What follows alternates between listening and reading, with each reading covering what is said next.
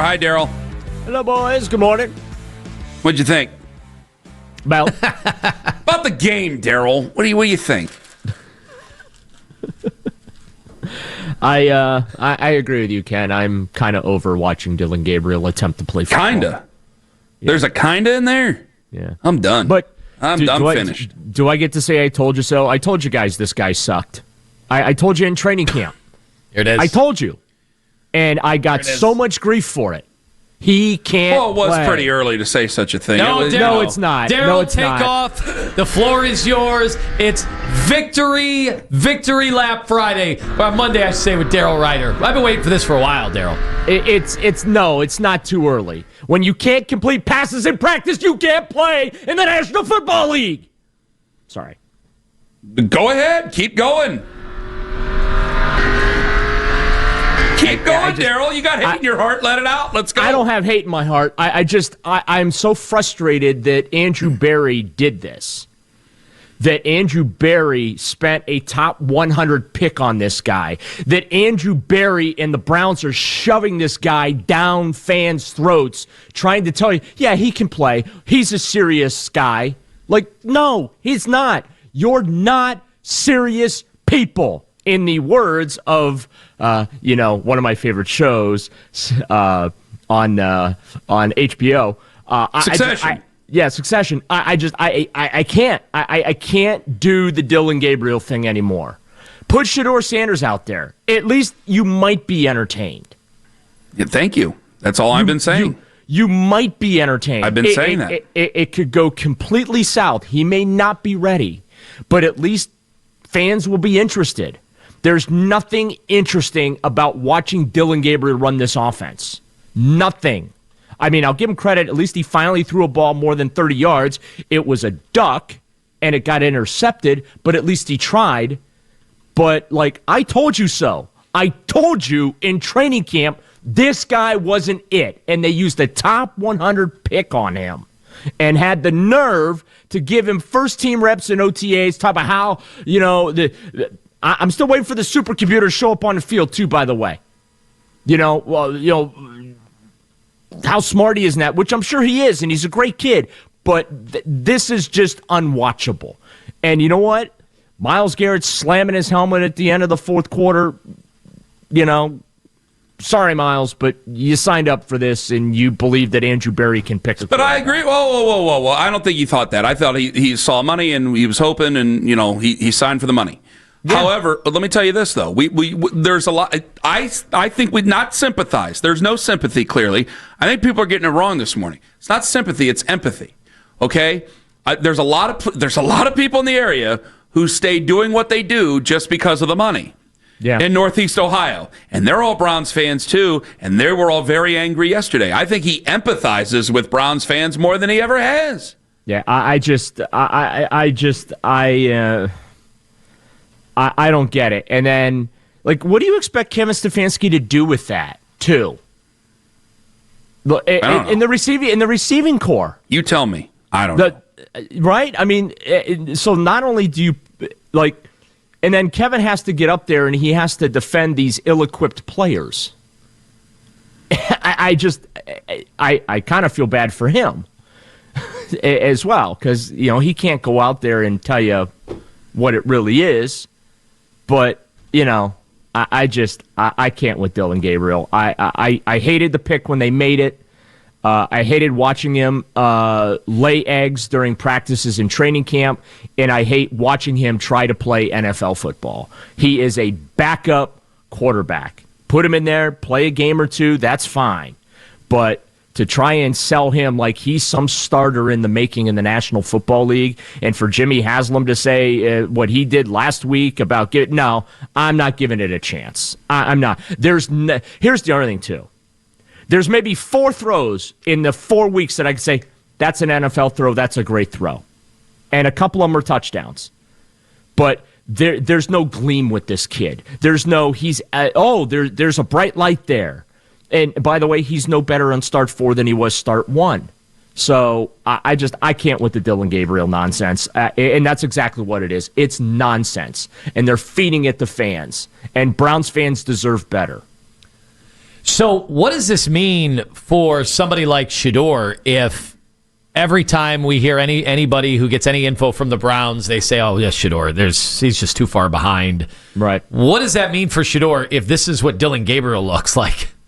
Exactly. Then there's a problem with the offense, and there's a problem with the coaching. Okay, you got the guys you got, and put them in a position to be as successful as they possibly can. You guys all got excited about Dillon Gabriel. Oh, it's processing this and all that. Daryl, you're right. Okay, you're right. Maybe you weren't necessarily giving the best bedside manner, but you ended up being right. Okay, but I still got to get a guy from point A to point B before I realize, or as close to it as I can before I'm like, okay, the guy just isn't good. Because I can just about blame everybody. I'd like to narrow it down if I could. Well, here's the other problem. Joe Flacco looked like he was completely washed in his starts here in Cleveland. He's gone to Cincinnati, and he looks like Joe Flacco from 2023. Looks great. Like that's the other problem I have, is you traded him to a division rival, and now they lost to the Jets yesterday, but he looks like he still has something in the tank, and it was non-functioning here. And again, I blame Andrew Berry. You put that receiver room is embarrassingly bad. They keep throwing the football to Isaiah Bond. Why? He got hit in the side of the helmet at the goal line because he wasn't paying attention a couple weeks ago. But yeah, let's keep giving him reps.